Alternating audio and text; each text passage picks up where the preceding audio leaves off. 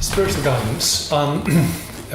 Judy's image is very apposite here, which is that as we walk the spiritual path, as we apply the methodologies of spiritual development, in our case that is primarily through yoga and meditation, the different layers and levels of the psyche, the different layers and levels of karma, of unresolved issues, of sense memory, of trauma, of stress, all of that stuff starts to come to light. As it comes to light, it needs a highly skilled method of redirection, transformation, unraveling, processing, so that the lesson that it holds can be truly learnt. And in that way, and only in that way, can the person really, as the saying has it, move on. If it's incompletely processed, if it is improperly dealt with, then, if you like, the core issue of it remains with the individual and basically causes havoc. It causes them to act out, to freak out, to go through a much more difficult and challenging process. In other words, the lessons that each of us carry need to be absolutely and properly dealt with. And in simple terms, that is what spiritual supervision enables each individual to do. By reflecting and mirroring one's status and issues to, if you like, an elder, somebody who is further down the line than yourself, that enables these issues to be dealt with completely and properly and maturely. Then in that way, having done your homework in a very real sense, you are free of that line, that thread, that karmic imprint, that samskara, however you want to see it. And then you can move on to the next challenge. And so the spiritual supervision course that has been put together to enable all of us to do this has real resonance with the teachings of Yogi Bhajan, certainly the wider science of yoga, and is very much couched within Judy's tradition. And it's something that she's been working very directly with for many, many years. So spiritual supervision is, if you like, it's kind of like hoovering the debris that will come up through the process of walking your dharma, and then really kind of through sifting, examining the roots of that debris, just letting it free and letting it transform into light.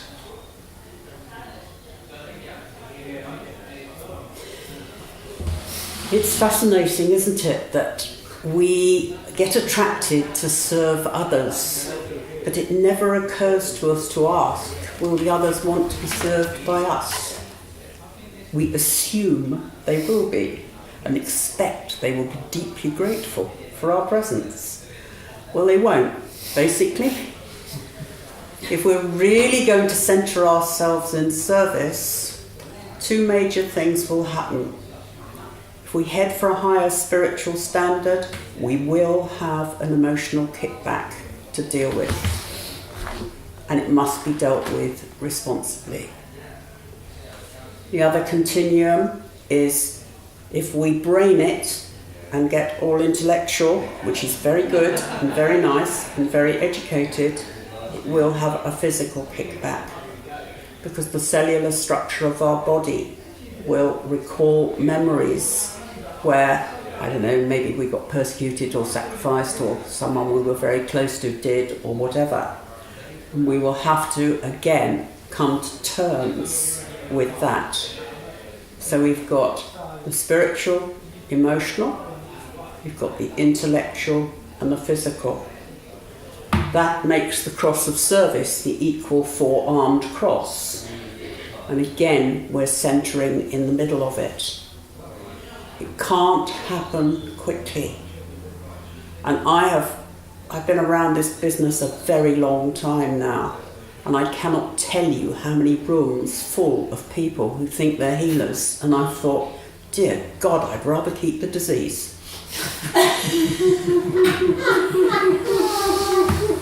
It's true. Because their energy field is so grubby. You know, if it's one of your kids, you'd say, get into the shower. And by the way, we will be washing your hair and cleaning your ears, etc. It's the same deal. And until the people become etherically clean, we actually don't want the energy fields to overlap, because it makes the disease worse. That's another thing. We have to learn how to take care of ourselves so that we come up against someone else's, what do you call it, auric field? Yeah. We come up against someone else's auric field, we don't penetrate it, and we don't disturb it. We hold our space, and within our held space, we're rooted to the earth, we're linked to the heavens, and whatever anyone else is putting into our space gets magnified. We want it to be magnified in a good way, not a counterproductive way. Otherwise, we're doing harm. We're not healing at all. So we must learn our trade and learn it thoroughly. And we need to cross-check each other right the way along the line, which is what we've been doing for the past 2 years. And it's very useful coming from different disciplines because we have different perspectives. We also have different languages, so we have to learn each other's language well enough to be able to really understand what we're talking about. I must have driven these two mad. So, what's that? What are those initials for? Do you really need them? And it's taken me right up to now to even begin to understand the yogic language and the structure. Sorry, Darren. As he's corrected me again and again. We must realise we need guidance.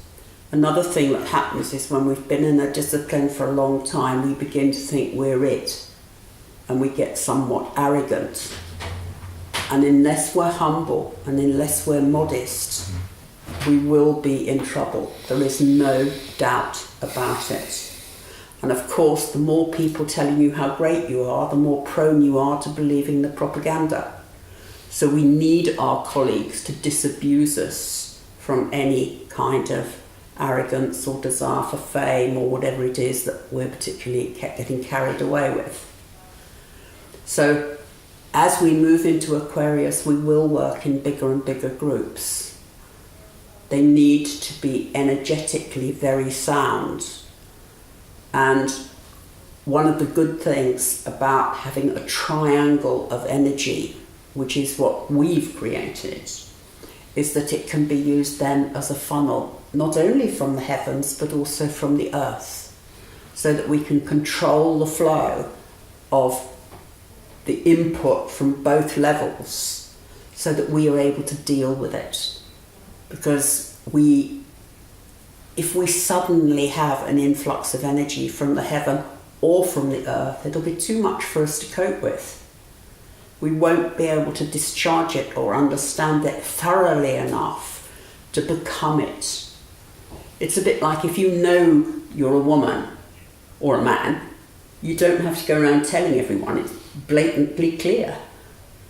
If you know that you know your discipline, you don't have to go around telling everyone, because it just is. You just walk into a place and stuff happens. Frightening, really. And you have to be able to cope with that. All of us can walk into a room and people can burst into tears just like that. Well, it's a bit disturbing to begin with. You think, oh, I only said good morning. What's the matter with you? So we have to be guided through the procedures so we're able to cope with them and not take them personally. Detachment and discernment are essential as we move on. So is respect. In fact, I put respect at the top of the list. We must be polite. Doesn't mean to say that we can't bicker. We do it very well. Well, we do, don't we? We do, we're experts. But we do it nicely. We're not, hopefully, offensive or rude, but we do tell our truth. And we do laugh. I would wish that for everyone, because it's a very, very solid foundation to work with. The heavens work through you when you work in that way, and so does the earth. I'm sure all of the three of us have seen enough of people on sacred tours. Oh, my life. Never are they the servants. They're always lying around in baths of acid milk. Being the gods who dispense love and justice throughout the land. And then they behave like complete idiots themselves. It's very, very disappointing. And it's certainly, when I knew that I learned my trade, was being able to manage large groups behaving badly, basically. That's spiritual guidance. And every time we take a step forward, we will, to a certain extent, behave badly. And we will have to learn to not offend each other overmuch, to be harmless within the culture that we happen to find ourselves in, and to discharge the history we don't need while taking on board the history we do need to allow us to move forward safely. Okay. I think we've probably got time for perhaps one more comment from each before we break. The one that I'd like to make is that yoga begins and ends with the question, who am I? That's the key. If I define myself as a finite individual, if I define myself within the infinite consciousness. And it struck me that the I in I sky, I for ironic, was a key question here, because a lot of what we've done over the years has been to equip people to go through a transformational process and be different at the end of it. And there's a fundamental problem with that, because when you begin the process, you know where you are. You may not like it, you may be struggling with it, but you actually do know where you are. And after your process of transformation, it has changed. You see it differently. You may not feel comfortable being in that society, in that company, with those people. And so where you take a regimented spiritual path, you come out of the process marching in line with the other people that went through the process with you, which is good in one respect because you're supported, you're secure. I think all three of us would default to but it's bad in another respect, and certainly I would, because it now means that you're working against the spirit of the Aquarian age, in a sense. The old age was about I, the new age is about we.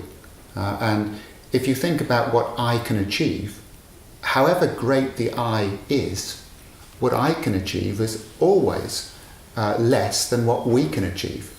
If you take the strongest person ever, whatever great weight they could lift, the 3 or 4 other people can lift that weight. So the transition from the old age to the new age is key. But the reality is that when we begin the process to step out of that old awareness to the new awareness, we're stepping out of that old support structure, that old society, and we're stepping into a new one that isn't there.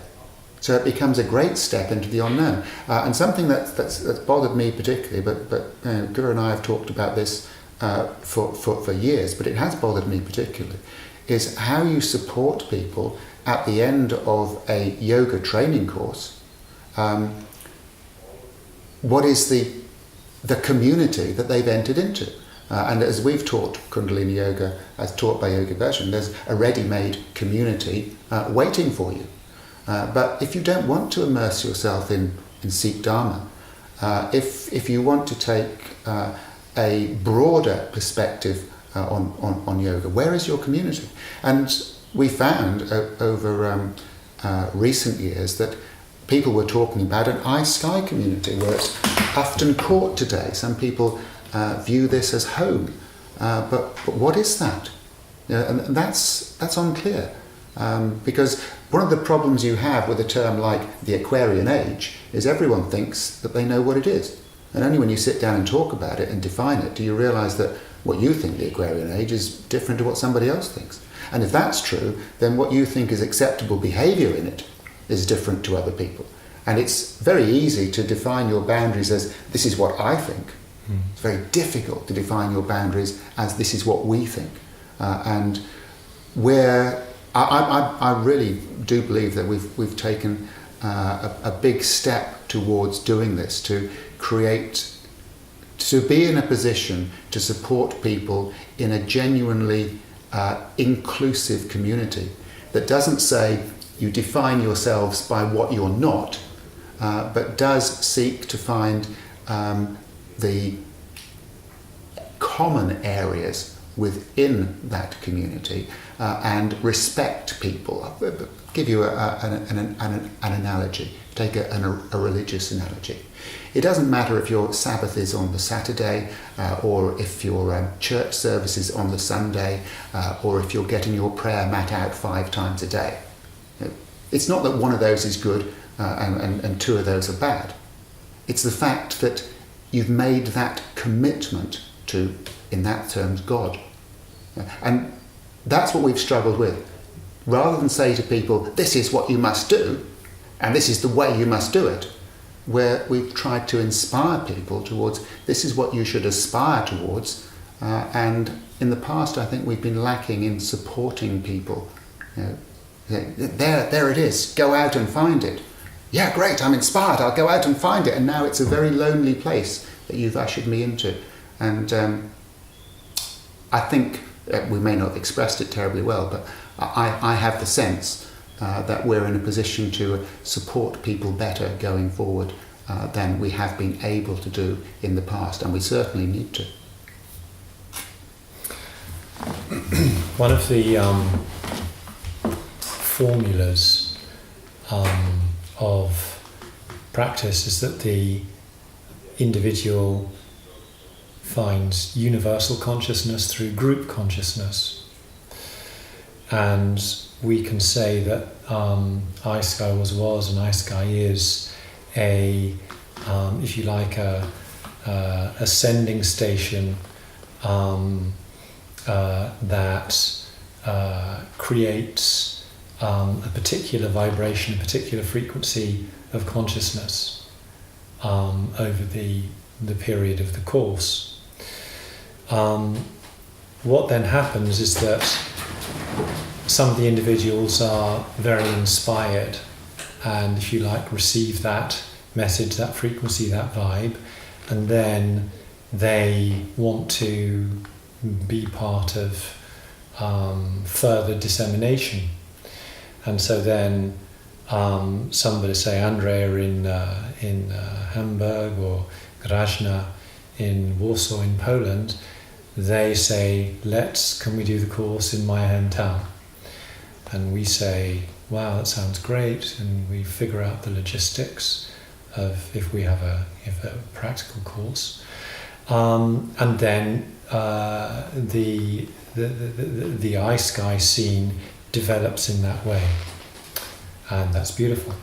But what happens is that what can happen is that the individuals who are then, if you like, hubs of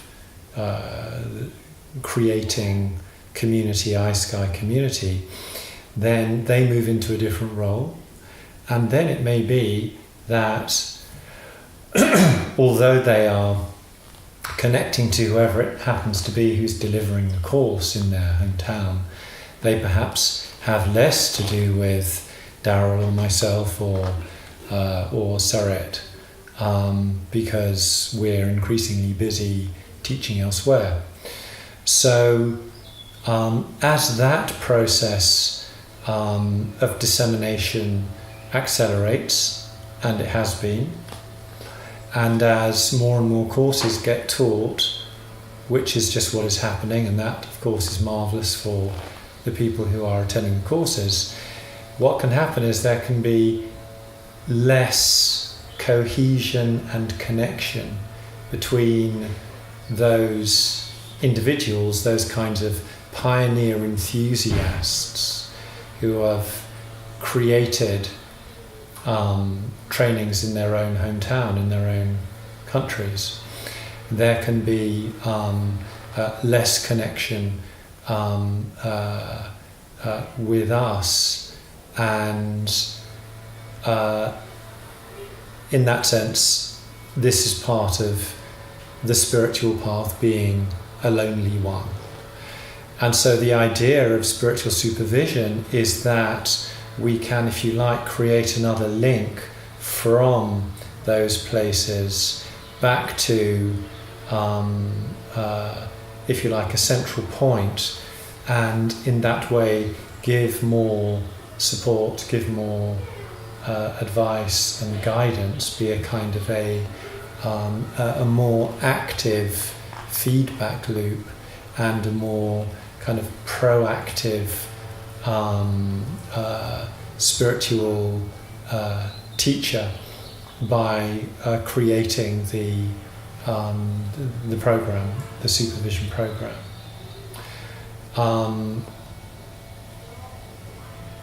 The development of spirituality in the Aquarian age is of course about we rather than I, and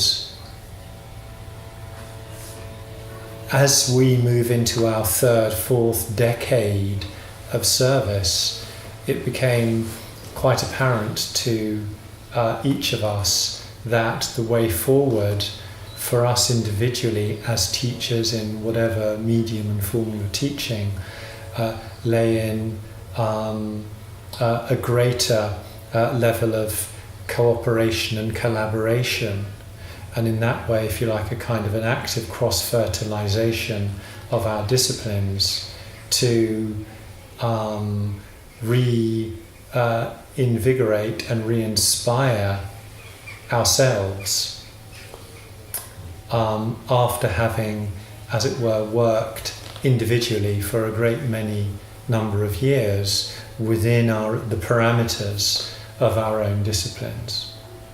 And so for us, the spiritual supervision creates a beautiful way of, if you like, weaving our traditions together and as it were, offering another kind of loop or connection between all of those people who consider themselves eye sky people, all those people who consider themselves second aid people, and all of those who individually we have connected with during our years of teaching and presenting.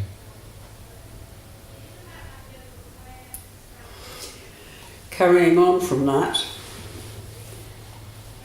to become all one, we have to be alone, which is a kind of paradox in a way. When we're alone, we connect to our God, whatever word we use to describe it. And hopefully, if we've done a lot of spiritual practice, we'll begin to get guided, literally, from the heavens. That means on the earth we become even more lonely, even more insecure, and even more lacking in our ability, our worth, to be able to accurately pass this information on. Some of us, in fact all of us to begin with, become a bit sort of holy about it, a bit precious, so other people can't stand us. I remember years and years and years ago when my kids were little, I was testing a whole theory of injury. So if your body sprung this, it meant that. And I can remember saying to one of my kids one day when we were driving along in the car, well, it's probably this. And they said, no, it's a spot. Get over yourself, Mum. Very good, because we get a bit carried away with ourselves and whatever it is we're doing, and we become separatist, and that is not the job. It is not the job to run away from real life. It's begin to enjoy real life more than we ever have before. To do that, we have to re-immerse ourselves into it. And we may be fairly underwhelmed by that prospect because we actually rather like this, what would you call it, interdimensional state that we've been in. And the idea of actually earthing it is repellent to us because we've got to be in amongst those. It's a bit like being on the London Underground, really, isn't it? You know, it's a bit grim. It takes you from here to there, but it's not exactly an enjoyable experience. It's just something you have to survive and endure. Well, if we think like that, that's what we'll attract. So we'll have to get through that lack of self-worth, that insecurity that says, I can't go on in this way, until we're really comfortable doing what we do, so that we're not affected by what we think is not very nice. To love life and to love our part within it, we become more natural. One of my teachers told me once, the most holy people are the most natural people. Because they're real. They're not pretending to be anything, they just are who they are. And the good news about that is you can start to have good fun. When people start spiritual disciplines, they get a bit grim, quite frankly. They get terribly intense and terribly goody-goody. And until you can really relax and at least be natural and have a laugh within it, you're perhaps missing the point. You're work in progress rather than the finished picture. And of course we only finish one picture to start another anyway. So we also have to learn how to die to something that has outlived its usefulness, and how to be born to something different, which is the process that we've been going through as a unit for the last 2 years. In fact, I was talking to Guru on the phone a couple of days ago, and I said, it feels like we're in the delivery room, and quite frankly, I'm swearing at you guys and telling you to get out. Because it's been difficult enough and it's hurt enough. So just go away and let us recover. Now, all of us are in that place. Happily, we have recovered. And we're not depressed. But we have found a new form of expression, which is what the journey has been about. And that's exciting. Very exciting. It's very exciting to compare disciplines. We have never fallen out in a comparison of disciplines, have we? No. In all the years we've known each other, which is probably about 30, 25, 30 years, we've never fallen out. We've had to explain it on occasions, but we've never fallen out because our disciplines actually said the same things in a different way. And once we became familiar with each other's language and each other's cultures, then we had something greater to offer. It's very exciting, really, isn't it? Mm.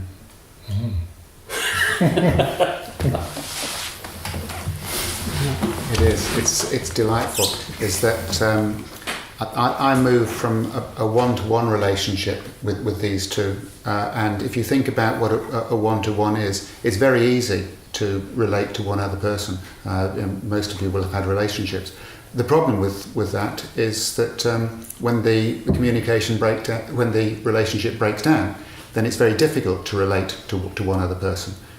When you can actually triangulate that, so you can have the quality of relationship amongst three that you can have amongst two, is actually much easier to sustain and build on. But at the risk of digressing again, we are going to take a break here. And if you're watching the edited video highlights, then this is the time to reflect upon what you'd like to ask. You know, what's come up from what we've just said, what came up for you from the update that you have recently received. Those that are here in the live presentation today, after the break, they will do just that. And after our lunch break, we'll have a group session where we'll take on board the views from the wider team, questions from the wider team, and they may well, because we have a very talented group with us today, they may well cover what you're thinking right now.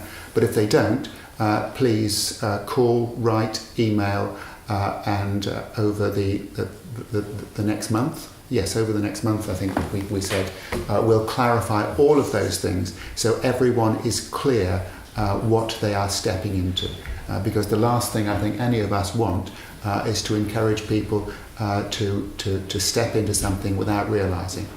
Because as we all know in different ways, and just looking, all of you in the room are yoga teachers, you know that thing where someone comes into your class and runs away. And they don't know why they've run away, they just know if they stay, everything changes. And at some level, you're not ready for that. And I think we're at a point now where everything has changed. And if you're going to stay, you better be ready for that. We hope it's a good thing, but it's definitely a thing. Well, that's part of it, isn't it? Because you've got to control the exposure so that the release comes in homeopathic doses, not all at once. Exactly, yeah. If a yoga teacher is really good, they won't give them more than they can cope with. The people present will think they have, but actually they are capable of doing it. If they put them on overload, they will explode. And that's dangerous. We did a thing years ago, and you said to me while we were in some country or other, would you like to do this evening's meditation? Oh, yes, I'd like to do this evening's meditation. And I did a blazing process, and I was really pleased with it afterwards. And I said something like, so how was it? And she said, it's going to take me two days to get them back down again. And I thought, oh yeah, it isn't just about how much transformation you can cram into half an hour. It's about how much is appropriate for that person at that moment in time. hey, we're in tune with the group next door. Okay, call it break time. Thank you. So we're about to steam.